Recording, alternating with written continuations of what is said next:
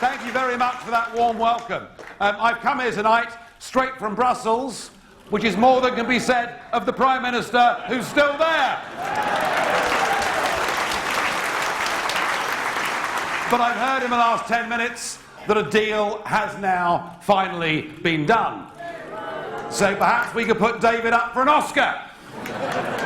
Because he kept telling us he was battling for Britain and he was up till 5 o'clock in the morning.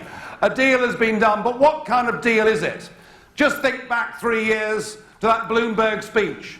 The high vaunting ambitions, the fundamental treaty change, the change of Britain's relationship, powers back to the United Kingdom. There was even talk of reform of the European Union itself. And what has happened over the last 48 hours is a British Prime Minister has gone to meet 27 other heads of state and frankly given an impression of Oliver Twist by saying, please gentlemen, can I have some more concessions? Is that what we've sunk to as a nation? I think we're better than that, don't you? Yeah. I think we're better than that. And this deal that he's done, and we'll get the details perhaps in the next hour or so, but this deal that he's done does not address the fundamental issues that British people care about. It does not address the issue that our Parliament is not able to overrule bad EU law. It does not address the issue that we should not be paying £55 million a day to a club whose accounts have not been signed off for nearly 20 years. It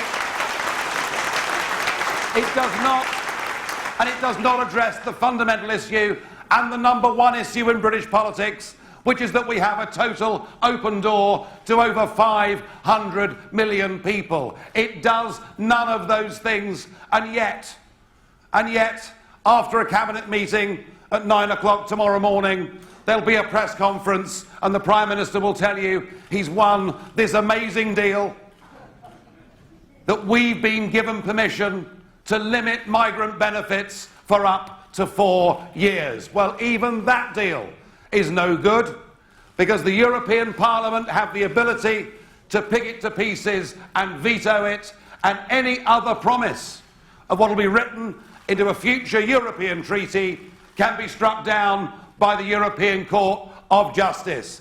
Dave's deal is not worth the paper that it's written on.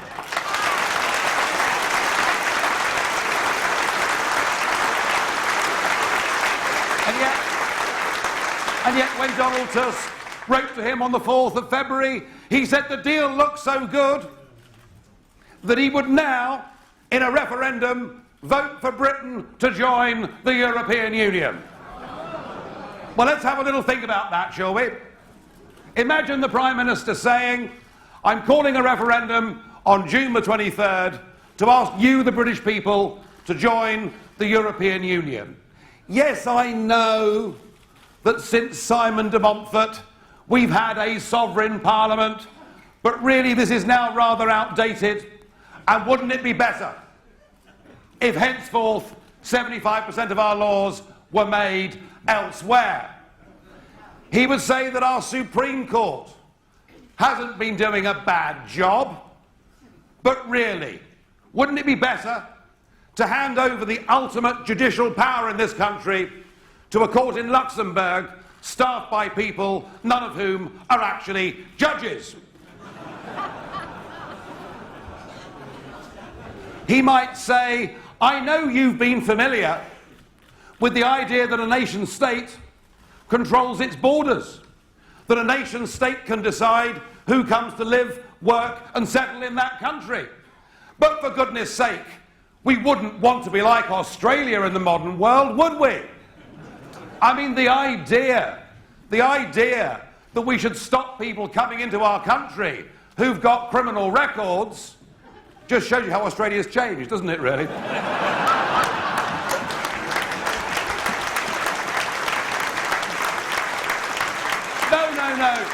No, anyone can come in. We'll have a total open door to over 500 million people. The concept that the National Health Service could deal with 65 million people again, wouldn't it be better to open up the health service to 508 million people. I'm not sure that'll go down very well. He'd probably say that the idea that we have control over our seas up to 200 miles of the North Sea is really terribly unfair on our European neighbours, and what we're going to do is close down the British fishing industry and give it away to Europe. Oh, and by the way, for the benefit of all of this, we're going to pay a membership fee of over £50 million a day, which is the equivalent of building a new district hospital every single week. Does anybody in this room or in this country think that we would vote now to join this European Union? Well, absolutely right. And what we're going to be asked to do is asked to remain in a union that will not be static. We'll be asked to remain in a union that has now a very ambitious foreign policy, which I believe in many ways could prove to be dangerous. We'll be asked to remain in a union that is fanatical in its attempt to centralise all power and to sweep away the ability of nation-state parliaments and the electorates to change the laws by which they live. We'll be asked to remain in a European Union that is so hell-bent on expansion that it now wants, within 5 years, for Turkey to become a member.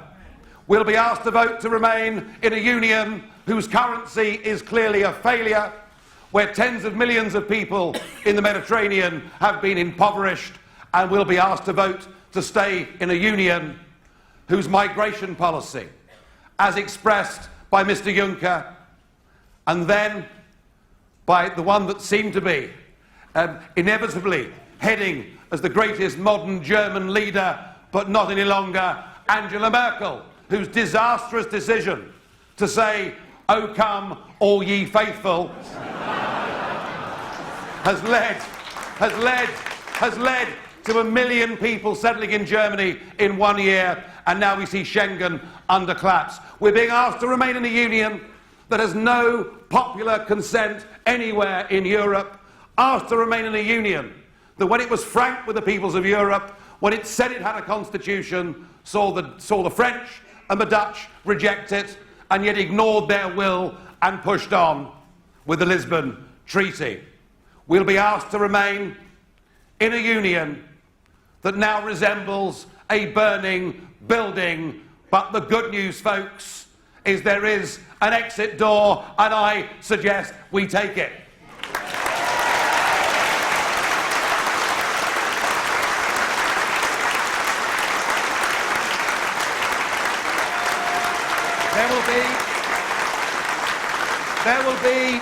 There will be arguments over the next few months about economics. There'll be arguments about trade. There'll be arguments about security. There'll be arguments about defence. But there's one argument above all that we in this movement must grasp, and we must understand that actually what has happened in our country, perhaps ever since Suez, back in the 1950s, is that our ruling classes have collectively lost faith in our ability to make our own laws, to control our own borders, to make our own trade deals, to stand on the world stage. They make arguments. They say we're not big enough to be on our own. We're not strong enough to be on our own. But what they mean is we're not good enough to stand on our own. And their chief spokesperson now, Emma Thompson,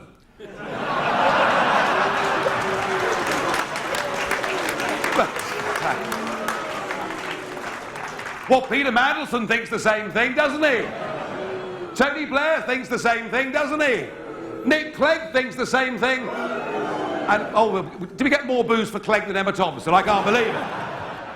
But the point is, ladies and gentlemen, they don't think we're good enough. They don't believe in this country. They don't believe in the people of this country. And I do believe in the people of this country. And this campaign must be upbeat and optimistic. This campaign must be about respecting those that went before us and defended parliamentary democracy against a world at war, and our determination to hand that legacy of freedom liberty, justice and pride in who we are to our children and grandchildren. This is what we're fighting for.